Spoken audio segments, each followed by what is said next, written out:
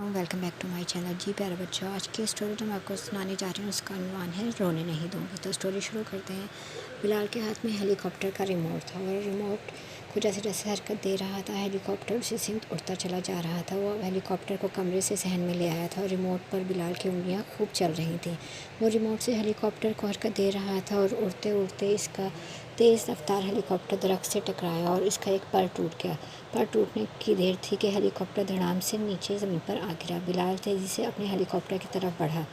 अपने तबाहशुदा हेलीकॉप्टर को देखकर बिलाल रो दिया। कुछ देर बाद बिलाल ने गैराज में रखे हुए औज़ारों में से एक मतलूबा औज़ार लिया और शाम तक बिलाल ने एल्फी से हेलीकॉप्टर के टूटे पर को जोड़ लिया था। बिलाल ने जोड़ने के बाद अपने प्यारे हेलीकॉप्टर को मुखातिब किया और कहा, अब तुम तंदुरुस्त हो जाओगे।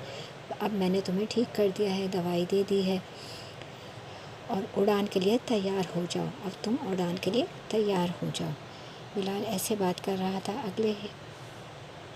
अगले ही लम्हे रिमोट बिलाल के हाथ में था। हेलीकॉप्टर थोड़ी देर उड़ा, फिर उस पर का पर टूट गया। वो ज़मीन पर आ गिरा। बिलाल अपने हेलीकॉप्टर को दोबारा यूं ज़मीन पर गिरा देखकर उदास सा हो गया था। मैं मार्केट से तुम्हारे लिए नए ख़रीद दूँगा, मैं तुम्हें ठीक कर दूँगा, घबराना मत, तुम उड़ान भरोगे, खूब ऊंचा उड़ोगे।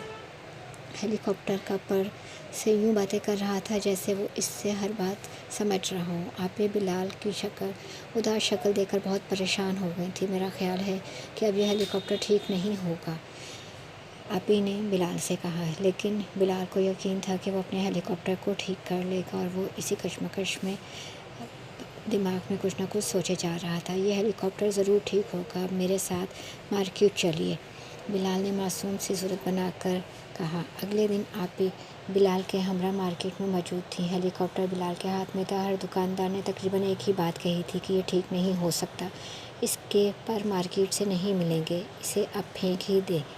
क्यों फेंक दूँ अपने प्यारे से हेलीकॉप्टर को, ये दोबारा उड़ेगा। बिलाल को दुकानदारों की बात अच्छी नहीं लगी थी। चंद दिनों बाद मामू इरफान कुवैत से आ गए। आपी ने फ़ोन किया करके उन्हें हेलीकॉप्टर के बारे में बताया था, तो वो आते हुए बिलाल के लिए एक सरप्राइज़ लेकर आए जो कि बिलाल के लिए को बिल्कुल भी एक्सपेक्ट नहीं था। मामू इरफान ने बैग से एक बड़ा हेलीकॉप्टर निकालकर मेज़ पर रखा तो बिलाल ने नए हेलीकॉप्टर को सरसरी नज़र से देखा। पुराने हेलीकॉप्टर ने इसके दिल में ऐसा घर कर लिया था जैसे दूसरा हेलीकॉप्टर की जगह ना ले सकता था। इसने थोड़ी देर हेलीकॉप्टर उड़ाया मगर बिलाल खुश नहीं था। नया हेलीकॉप्टर पुराने हेलीकॉप्टर की जगह ना ले सका था।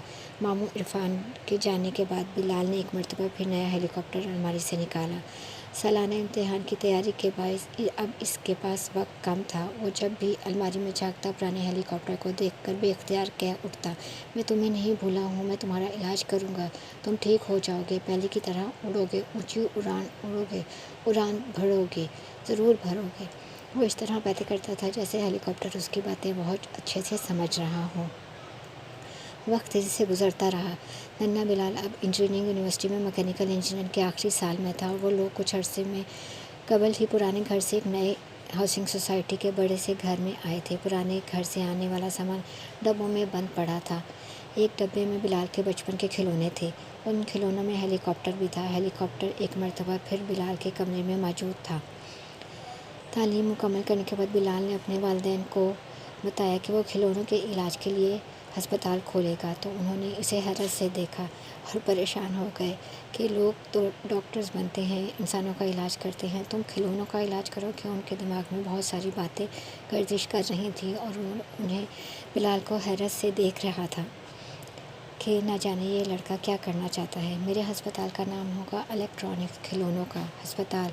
वहाँ बीमार यानी टूटे हुए खिलौनों का इलाज किया जाएगा। सबसे पहले अपने प्यारे हेलीकॉप्टर का इलाज करूँगा, ये दोबारा उड़ेगा, ये मेरे बचपन का दोस्त है। बिलाल ये कहते हुए यूँ लग रहा था जैसे नन्हा सा बच्चा बन गया हो और बहुत ही मासूम तरीके से वो सब कुछ अपने वालिदैन को कह रहा हो। चांद प्लाजा में खिलौनों का अस्पताल का इफ्तिताह हुआ। इस मौके पर बहुत से बच्चे मौजूद थे। बच्चे अपने बीमार खिलौने भी साथ लाए थे। हमजा अपने सफ़ेद भालू के बीमार होने के बायस परेशान था। बिलाल ने भालू को चेकअप करने के बाद हमजा को तसल्ली दी, तुम्हारा भालू ठीक हो जाएगा, ये पहले की तरह नाचेगा, गाएगा, तालियां बजाएगा। ये बात सुनकर हमजा के चेहरे पर तो जैसे खुशी की لہر دوڑ گئی ہو، اور وہ بہت زیادہ خوش تھا، اور وہ اس انتظار میں تھا کہ اب کب وہ اپنے بھالو کو پہلے کی طرح ناچتا گاتا تالیاں بجاتا دیکھے گا، سنے گا۔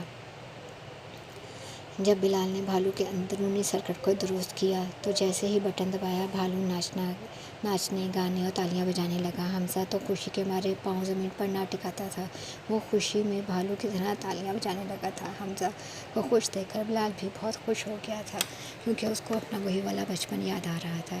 وہ اس وقت بہت خوش ہوا جب اس کے بچپن کے ساتھی پیارے سے ہیلی کاپٹر نے علاج ہونے کے بعد پہلی اڑان بھری تھی۔ کھلونوں کے اسپتال میں بیمار کھلونوں کی تعداد خاصی بڑھ گئی تھی۔ بچے روتے ہوئے آتے تھے اور ہنستے مسکراتے واپس جاتے تھے، اور یہ سب کچھ دیکھ کر بلال بھی بہت زیادہ خوش ہوتا تھا، مسکراتا تھا، اور ایسا لگتا تھا جیسے اس کو نئی زندگی مل گئی ہے۔ بلال نے چونکہ ایک مختلف کام شروع کیا تھا، اس لیے بہت سے چینل اس کا انٹرویو کرنے آنے لگے۔ بلال جب کھلونوں کے اسپتال بنانے کی وجہ پوچھی جاتی تو وہ ایک ہی جواب دیتا: بچوں کو کھلونوں سے بہت پیار ہوتا ہے، وہ اپنے کھلونے سے مانوس ہو جاتے ہیں۔ جب کوئی کھلونا خراب ہو جاتا ہے تو بچہ اداس ہو جاتا ہے۔ میرا پیارا ہیلی کاپٹر خراب ہوا تو میں بھی اداس ہوا تھا، بہت رویا تھا۔ اب میں کسی بھی بچے کو اداس نہیں ہونے دوں گا، کسی بچے کو کھلونے خراب ہونے پر رونے نہیں دوں گا۔ بلال ہر چینل کو یہی بات کہتا ہے۔ جی بچوں، اگر آپ کو میری اسٹوری پسند ہے تو میرے چینل کو لائک کریں، سبسکرائب